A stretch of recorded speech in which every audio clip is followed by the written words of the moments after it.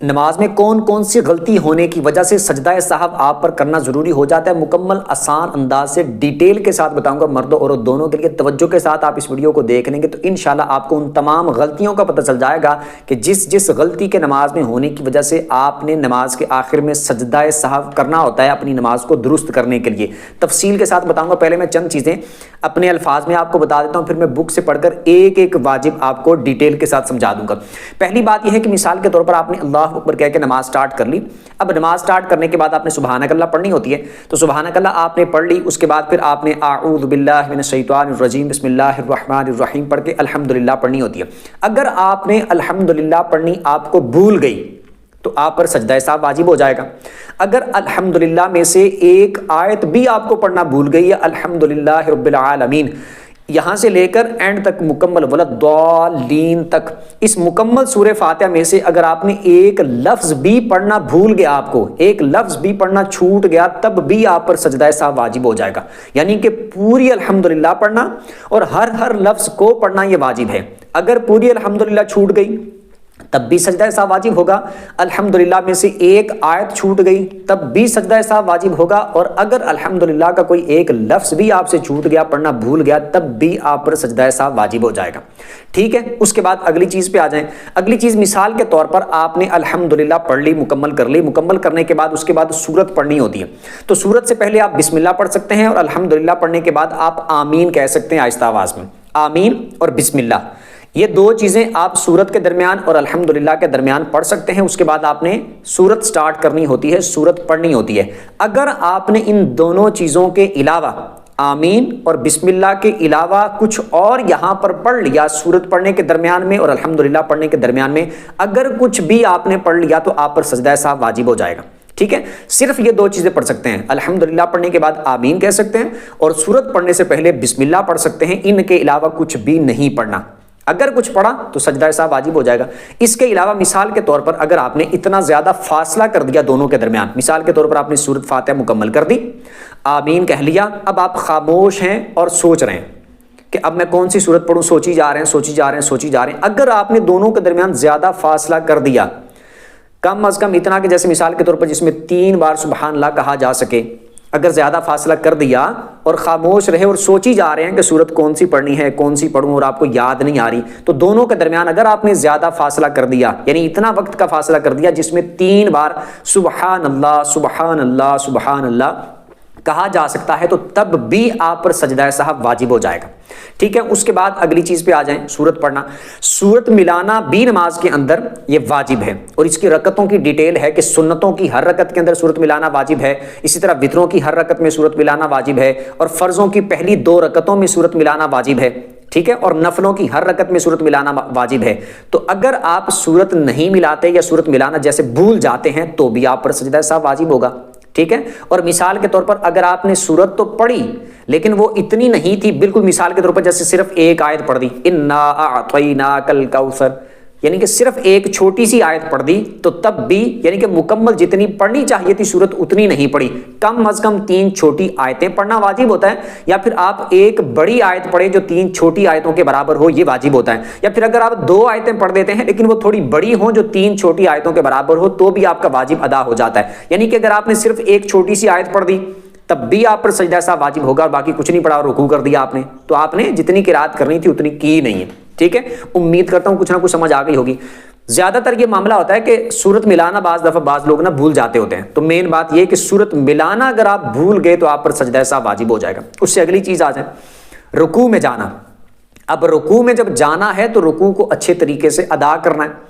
اب مثال کے طور پر کوئی رکوع کو اچھے طریقے سے ادا ہی نہیں کرتا، ایک تو یہ ہے کہ رکوع کیا ہی نہیں ہے، پھر تو فرض چھوڑ دیا نا، ایک یہ ہے کہ رکوع اچھے طریقے سے ادا نہیں کیا، ٹھیک ہے، یہ ایک الگ چیز ہے۔ اب رکوع جب ادا کر لیا سبحان ربی العظیم، یعنی اچھے طریقے سے ادا کرنا ہے، وہ میں بتا رہا ہوں کہ کرنا ہے۔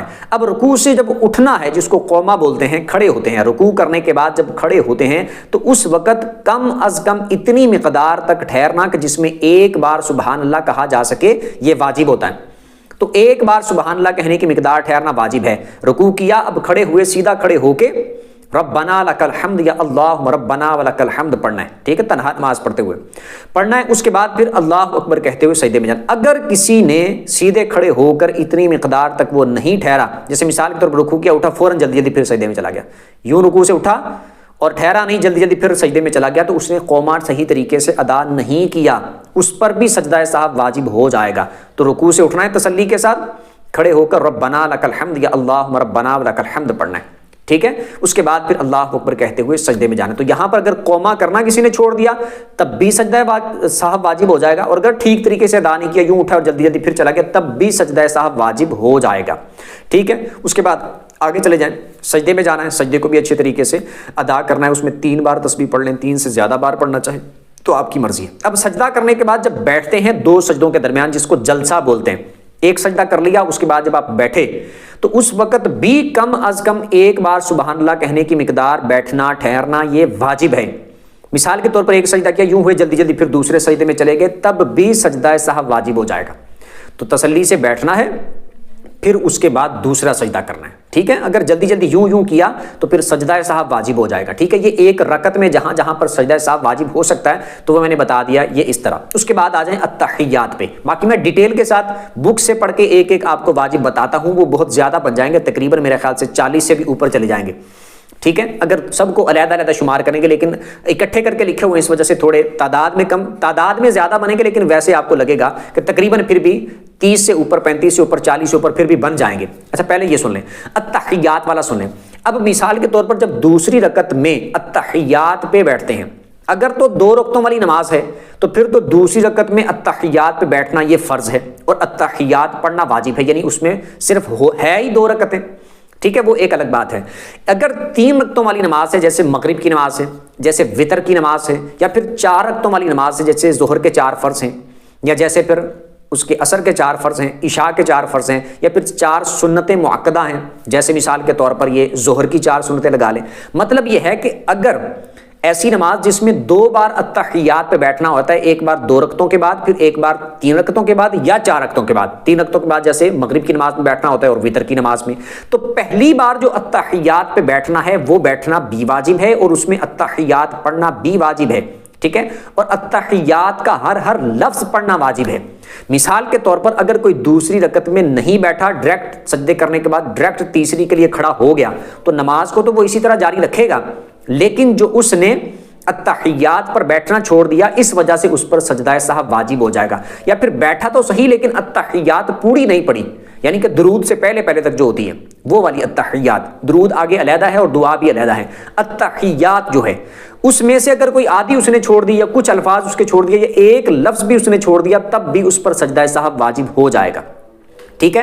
اسی طرح چوتھی رکعت کے اندر، کہ چوتھی رکعت کے اندر اگر اس نے التحیات پڑھنا ہی چھوڑ دی تب بھی سجدہ سہو واجب ہو جائے گا، التحیات پڑھنا بھول گیا اس کو تب بھی سجدہ سہو واجب ہو جائے گا۔ التحیات یعنی یہ سارے بھولے والے کام بتا رہا ہوں، چھوڑ دی کو آپ اس طرح مراد لیں کہ اگر بھول گیا پڑھنا، یا التحیات پڑھی لیکن آدھی پڑھی تب بھی سجدہ سہو واجب ہو جائے گا۔ یہ پوری التحیات میں سے کوئی چند لفظ چھوڑ دیا، یا ایک لفظ بھی اس نے اگر چھوڑ دیا تب بھی سجدہ سہو واجب ہو جائے گا، ٹھیک ہے۔ یہ یہاں تک ہو گیا۔ پھر اس سے آگے چلے تو جو سلام پھیرتے ہیں، تو سلام پھیرنے میں لفظ سلام جو بولا جاتا ہے وہ واجب ہوتا ہے۔ تو اگر کسی نے لفظ سلام ہی نہیں بولا، یا اس طرح کا کوئی مثال کے طور پر کوئی اور لفظ بول دیا، ویسے کرتے تو نہیں ہے، یہ کوئی اس طرح کی بات نہیں ہے، لیکن پھر بھی آپ سن لیں، اس میں لفظ سلام دونوں طرف، رائٹ سائڈ پہ جب سلام پھیرتے ہیں تو السلام بولنا، آگے علیکم جو بولتے ہیں، السلام علیکم، السلام جو لفظ ہے یہ واجب ہے، آگے بھی بولنا پورا ہی ہے، لیکن صرف ایک ڈیٹیل آپ کے سامنے رکھ رہا ہوں۔ تو دونوں طرف لفظ سلام بولنا، السلام بولنا یہ واجب ہے، ٹھیک ہے۔ یہ ہو گئی چند وہ چیزیں جو نماز کے اندر واجب ہیں، ان کو چھوڑنے کی وجہ سے سجدہ سہو واجب ہو جاتا ہے۔ وتر کی نماز میں آپ لے لیں جو تکبیر قنوت ہوتی ہے، یعنی کہ جب تیسری رکعت میں ہم نے الحمدللہ پڑھ لی اور سورت پڑھ لی، اس کے بعد ہم نے ہاتھوں کو اٹھا کے اللہ اکبر کہنا ہوتا ہے۔ اگر کسی نے یہ تکبیر چھوڑ دی، یعنی اس کو بھول گیا، تکبیر کہنا بھول گیا، تو اس پر بھی سجدہ سہو واجب ہو جائے گا۔ دعائے قنوت اگر پڑھنا بھول گیا، اس پر بھی سجدہ سہو واجب ہو جائے گا، لیکن اگر دعائے قنوت کی جگہ پر کوئی اور دعا پڑھ لی ہے تو پھر سجدہ سہو واجب نہیں ہوگا۔ مطلب یہ ہے کہ دعا پڑھنا ہی وہاں پر بھول گیا، تو سجدہ صاحب اس پر واجب ہو جائے گا۔ یہ چند چیزیں میں نے آپ کے سامنے رکھ دیا، امید کرتا ہوں کہ اس سے بہت آسانی کے ساتھ آپ کی سمجھ میں بات آ گئی ہوگی، لیکن میں چند واجبات بک سے ایک ایک پڑھ کے آپ کے سامنے رکھ دیتا ہوں کہ نماز میں کتنے واجبات ہوتے ہیں اور کون کون سے واجبات ہوتے ہیں۔ پہلا ان میں سب سے تکبیر تحریمہ میں لفظ اللہ اکبر کہنا۔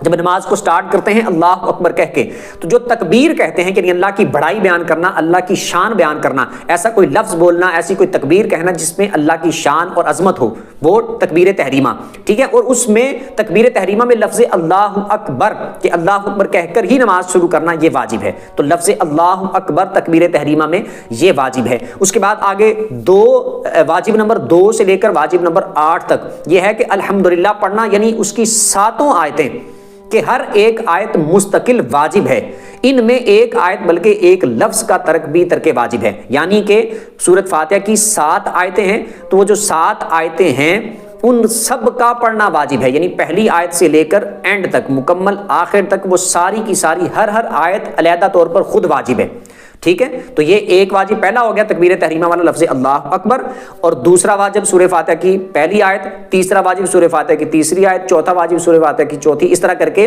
یعنی ساتھ ساتھ جس طرح، مطلب کہ اگر وہ پوائنٹ اور نمبر آگے پیچھے بھی ہو جائے تو آپ سمجھ لیں کہ جتنی آیتیں ہیں تو وہ علیحدہ علیحدہ طور پر خود ایک ایک واجب ہے۔ جیسے میں نے بولا تھا کہ سورہ فاتحہ میں سے اگر ایک آیت بھی پڑھنا چھوڑ دی، ایک آیت بھی اگر پڑھنا چھوٹ گئی، تب بھی آپ پر سجدہ سہو واجب ہو جائے گا۔ تو ساری کی ساری آیتیں مکمل پڑھنا یہ واجب ہے۔ تو یہ پہلا واجب وہ ہو گیا تکبیر تحریمہ والا، یعنی لفظ اللہ اکبر کہنا، اور دوسرا اور تیسرا اور چوتھا، پانچواں، چھٹا، ساتواں اور آٹھواں، 8 واجب یہ ہو گئے سورہ فاتحہ کی ساری آیتیں اس اعتبار سے۔ ورنہ اگر آپ اس کو ایک ہی شمار کر لیں کہ سورہ فاتحہ پڑھنا واجب ہے، تو پھر یہ ایک ہی واجب بنے گا، ٹھیک ہے۔ اس کے آگے چلیں تو سورت ملانا، یہ بھی واجب ہے جو میں پہلے بتا چکا۔ اس سے آگے چلیں تو نماز فرض میں پہلی 2 رکعتوں میں سورۃ فاتحہ پڑھنا بھی واجب ہے اور سورت ملانا بھی واجب ہے، ٹھیک ہے، یہ واجب ہو گیا۔ اس سے آگے چلیں تو الحمد اور اس کے ساتھ سورت ملانا فرض کی 2 پہلی رکعتوں میں اور نفل وتر کی ہر رکعت میں، ٹھیک ہے۔ الحمد اور اس کے ساتھ یعنی سورۃ فاتحہ پڑھنا بھی اپنی جگہ پر واجب ہے اور سورت ملانا بھی واجب ہے۔ سورت ملانا جو ہے یہ جیسے میں نے ڈیٹیل پہلے بھی آپ کے سامنے بیان کر دی ہے کہ فرضوں کی پہلی 2 رکعتوں میں اور سنتوں کی ہر رکعت میں اور نفلوں کی ہر رکعت میں سورت ملانا واجب ہے، یہ بات میں نے سمجھا دی آپ کو۔ اس کے آگے چلیں تو الحمد کا سورت سے پہلے پڑھنا، یعنی کہ الحمدللہ یعنی سورہ فاتحہ پہلے پڑھنی ہے اور سورت بعد میں پڑھنی ہے۔ ایسا نہ ہو کہ سورت پہلے پڑھ دی اور الحمدللہ آپ نے بعد میں پڑھ دی، ایسا نہیں کرنا، ورنہ اس طرح بھی سجدہ ایسا واجب ہو جائے گا کہ پہلے کسی نے سورت پڑھ لی ہے، بعد میں الحمدللہ پڑھی، تو یہ بھی ترک واجب ہو جائے گا، اس کی وجہ سے بھی سجدہ صاحب واجب ہو جائے گا، یعنی الحمدللہ پہلے پڑھنا یہ بھی واجب ہے۔ اگر اس میں آگے پیچھے کر دیا تو بھی سجدہ صاحب واجب ہو جائے گا۔ اسی طرح آگے چلے تو ہر رکعت میں سورت سے پہلے ایک ہی بار الحمد پڑھنا، ایک بار الحمدللہ پڑھ دی اور کسی نے پھر دوبارہ دوسری بار پھر الحمدللہ پڑھ دی اور پھر سورت پڑھی، تو 2 بار الحمدللہ پڑھ دی، تو اس سے بھی سجدہ صاحب واجب ہو جائے گا۔ اس سے آگے چلیں تو الحمد اور سورت کے درمیان کسی اجنبی کا فاصل نہ ہونا، آمین تابع الحمد ہے اور بسم اللہ تابع سورت، یہ اجنبی نہیں ہے، یعنی جو میں نے پہلے بھی آپ کو ڈیٹیل بتا دی تھی کہ الحمدللہ اور سورت کے درمیان میں آمین اور بسم اللہ کے علاوہ اور کچھ بھی نہ پڑھنا، یہ بھی واجب ہے۔ اگر آپ نے کچھ پڑھا تو سجدہ ایسا واجب ہو جائے گا۔ اس سے آگے چلے تو قرات کے بعد متصلاً رکوع کرنا، یعنی کہ جب آپ نے الحمدللہ پڑھ لی، جب آپ نے وہ سورت ملا لی، تو اس کے بعد اب کھڑے آپ سوچی جا رہے ہیں، رکوع ہی نہیں کر رہے، قرات کو آپ نے مکمل کر لیا ہے، سورت بھی آپ نے پڑھ لی ہے اور رکوع ہی نہیں کر رہے، فوراً رکوع کرنا یہ واجب ہے۔ اگر آپ ٹھہرے رہے، رکوع نہیں کیا، قرات آپ نے مکمل کر لی اور کھڑے سوچی جا رہے ہیں، تب بھی آپ پر سجدہ صاحب واجب ہو جائے گا، ٹھیک ہے، ایک بات یہ ہو گئی۔ آگے چلیں، ایک سجدے کے بعد دوسرا سجدہ ہونا کہ دونوں کے درمیان کوئی رکن فاصل نہ ہو۔ ایک سجدہ کر لیا، اب اس کے بعد آپ نے تسلی کے ساتھ بیٹھے، کم از کم ایک بار سبحان اللہ کہنے کی مقدار، اور پھر فوراً دوسرا سجدہ کرنا، ٹھیک ہے۔ یہ نہیں، ایسا نہیں کرنا ہے کہ ایک سجدہ کر لیا ہے اور سجدہ کر کے آپ پھر کھڑے ہو گئے دوبارہ قیام کے لیے اور ایک ہی سجدہ کیا ہے، یعنی دونوں سجدوں میں بہت زیادہ فاصلہ کر دیا ہے یا کوئی اور رکن آپ ادا کرنے لگ گئے، ایسا نہیں کرنا۔ ایک سجدہ کیا، تسلی کے ساتھ بیٹھے، جلسہ کیا اور فوراً دوسرا سجدہ کرنا، یعنی کہ درمیان میں بہت زیادہ فاصلہ نہ کرنا یا درمیان میں کوئی اور رکن ادا نہ کرنا، جس کی میں ڈیٹیل پہلے آگے بتا چکا۔ اس سے آگے چلے تو تعدیل ارکان یعنی رکوع، سجود، قومہ، جلسہ میں کم از کم ایک بار سبحان اللہ کہنے کی قدر ٹھہرنا، ٹھیک ہے۔ یعنی اس میں بات جو میں پہلے بھی بتا چکا تھا کہ رکوع میں آپ نے، سجدے میں اور جلسے میں کم از کم اتنی دیر ٹھہرنا واجب ہے کہ اس میں ایک بار سبحان اللہ کہی جا سکے۔ سجدے میں بھی پڑھنی تو آپ نے 3 بار تسبیح ہوتی ہے، لیکن واجب یہ ہے کہ کم از کم اس میں ایک بار سبحان اللہ کہی جا سکے. یعنی مثال کے طور پر ایک بندہ رکوع میں گیا ہے اور ایسے گیا، ایسے جلدی جلدی اٹھ گیا، رکوع میں ایسے گیا اور جلدی جلدی یوں کر کے اٹھ گیا، تو تب بھی اس پر سجدہ سہو واجب ہو جائے گا. ٹھیک ہے. اسی طرح سجدے میں یوں گیا اور جلدی جلدی سجدے سے اٹھ گیا، تب بھی اس پر سجدہ سہو، یعنی ایسی پیشانی اس نے لگائی ہے ابھی فوراً جلدی جلدی پھر اٹھ گیا، اس پر بھی سجدہ سہو واجب ہو جائے گا. تو سجدے میں، رکوع میں، قوما میں، جلسے میں کم از کم ایک بار سبحان اللہ کہنے کی مقدار ٹھہرنا یہ واجب ہے. قوما کا میں نے بتا دیا تھا، رکوع سے اٹھتے وقت جب کھڑے ہوتے ہیں اس کو قوما بولتے ہیں. اور جلسے کا بھی میں نے بتا دیا تھا، 2 سجدوں کے درمیان جب بیٹھتے ہیں تو اس کو جلسہ بولتے ہیں. ٹھیک ہے. اسی طرح آگے چلے تو قوما یعنی رکوع سے سیدھا کھڑا ہونا یہ بھی واجب ہے. یہ بھی میں بتا چکا تھا کہ رکوع سے آپ نے سیدھا کھڑا ہونا ہے پھر سجدے میں جانا ہے، یہ بھی واجب ہے. ایسا نہیں کہ رکوع کیا اور رکوع سے پھر سیدھا ہی آپ نیچے سجدے کو چلے گئے، ایسا بھی نہیں کرنا. اگر نہیں کھڑے ہوئے تو سجدہ سہو واجب ہو جائے گا. اسی سے آگے چلیں تو جلسہ یعنی 2 سجدوں کے درمیان سیدھا بیٹھنا یہ بھی واجب ہے، یہ پہلے میں بتا چکا. اسی طرح قعدہ اولا اگرچہ نفل ہو اور فرض، وتر، سنن مؤکدہ میں قعدہ اولا میں تشہد پر کچھ نہ بڑھانا. ٹھیک ہے. قعدہ اولا میں بیٹھنا بھی واجب ہے. قعدہ اولا یعنی میں پہلے بھی اس کا ذکر کر چکا کہ وہ نماز جس میں 3 رکعتیں ہوں یا 4 رکعتیں ہوں کہ اس میں 2 بار التحیات پہ بیٹھتے ہیں، تو پہلی بار جو التحیات پہ بیٹھیں گے اس میں بیٹھنا بھی واجب ہے اور التحیات پڑھنا بھی واجب ہے. اور جب اس میں بیٹھنا ہے تو اس میں فرضوں میں، سنت مؤکدہ میں، وطروں میں، ان میں آپ نے صرف التحیات مکمل پڑھنی ہے، آگے درود نہیں پڑھنا، یہ بھی واجب ہے. اگر آپ نے پہلے قعدے کے اندر، فرضوں کے اندر یا سنت مؤکدہ کے اندر یا وطر کے اندر اگر آپ نے التحیات کے بعد درود بھی پڑھ لیا، حتیٰ کہ اس کا کچھ حصہ اگر آپ نے پڑھ لیا جیسے اللہم صلی علی محمد، اتنا بھی پڑھ لیا تو آپ پر سجدہ سہو واجب ہو جائے گا. یعنی 3 الفاظ پڑھ لیے تو ایسی صورت میں آپ پر سجدہ سہو واجب ہو جائے گا. ٹھیک ہے. اسی طرح مثال کے طور پر آگے چلے، میں اگلی پہلے چیز پڑھتا ہوں اس کی وضاحت کرتا ہوں پہلے. اسی طرح دونوں قعدوں میں پورا تشہد پڑھنا، یوں ہی جتنے قعدے کرنے پڑے سب میں پورا تشہد پڑھنا واجب ہے. ایک لفظ بھی اگر چھوڑے گا تو ترک واجب ہوگا. یہ میں بتا چکا پہلے کہ آپ نے پہلے قعدے میں بیٹھنا ہے، یعنی پہلی بار التحیات پہ بیٹھنا ہے، یا پھر تیسری رکعت میں بیٹھیں یا چوتھی رکعت میں آپ بیٹھتے ہیں تو اس میں پوری التحیات پڑھنا، یعنی درود سے پہلے یعنی ہر لفظ التحیات کا پڑھنا ضروری ہے. اگر آپ نے ایک لفظ بھی چھوڑ دیا تو واجب ترک ہو جائے گا، آپ پر سجدہ سہو واجب ہو جائے گا. اسی طرح لفظ السلام 2 بار اور لفظ علیکم واجب نہیں ہے. ٹھیک ہے. جو میں نے بتا دیا تھا سلام پھیرتے ہوئے رائٹ سائڈ پہ اور لیفٹ سائڈ پہ جب پھیرنا ہے تو اس میں لفظ السلام یہ واجب ہے. اسی طرح وطر میں دعائے قنوت پڑھنا یہ واجب ہے اور تکبیر قنوت بھی واجب ہے.